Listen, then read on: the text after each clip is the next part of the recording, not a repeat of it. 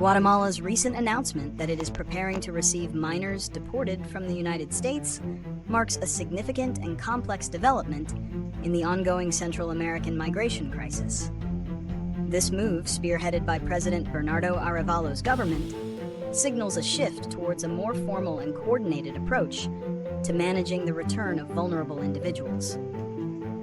While previous administrations have also dealt with deportations, Arévalo's public commitment to preparing for this influx suggests a proactive strategy aimed at addressing both the humanitarian and logistical challenges.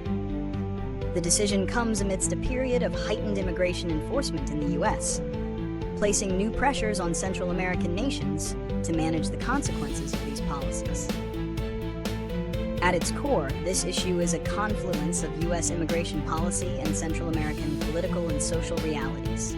From the U.S. perspective, the deportation of unaccompanied minors is framed as part of a broader strategy to deter irregular migration and maintain control of its borders.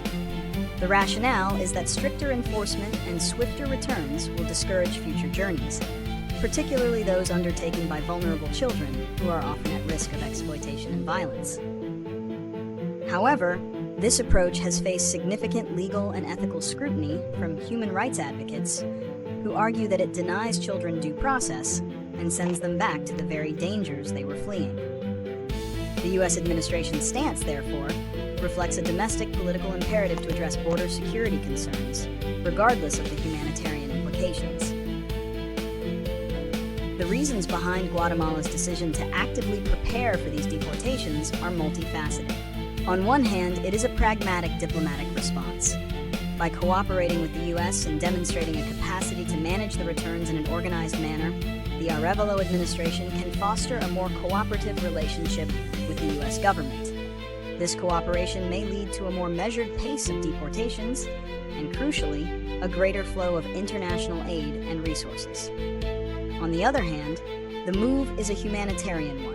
Arévalo's government has positioned itself as one committed to human rights and taking proactive steps to ensure the safe reception of its children aligns with this new image. The alternative, a chaotic, unmanaged influx, would be far more damaging to the country's social fabric and its international standing.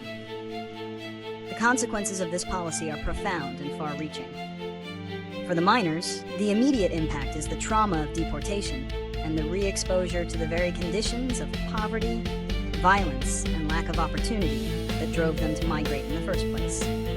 The long-term consequences are even more dire, as many will struggle to integrate back into a society that lacks the infrastructure and resources to support them. For Guatemala, the influx will place an immense strain on its social services, including shelters, schools, and mental health programs. Without substantial international funding and support, the country's ability to provide adequate care will be severely tested, risking a humanitarian crisis on its own soil. For the U.S., the policy could either achieve its stated goal of deterrence or, conversely, intensify public and legal opposition, creating further political friction. The long-term effectiveness of such a strategy is questionable, as it does little to address the systemic issues that are the root causes of migration. Looking ahead, the success of this initiative is far from guaranteed. The prediction is that while Guatemala's efforts will bring some order to the process, it will not be enough to handle the sheer volume and complexity of the problem without significant external support. The legal challenges in the U.S. could also create unpredictability, making it difficult for Guatemala to plan effectively. A true solution requires a collaborative, holistic approach. This includes increased international investment in Central American economies to address poverty and lack of opportunity, targeted aid to strengthen legal and social institutions, and a global commitment to combating the violence and climate change that disproportionately affect these communities. Furthermore, creating more legal and safe pathways for migration, such as expanding asylum and refugee programs, is essential to prevent desperate individuals from embarking on dangerous journeys.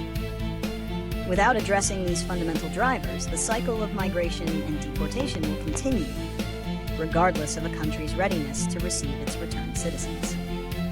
The current situation, while a step in the right direction for Guatemala's internal management, is merely a reaction to a deeper, more systemic problem that requires a global solution.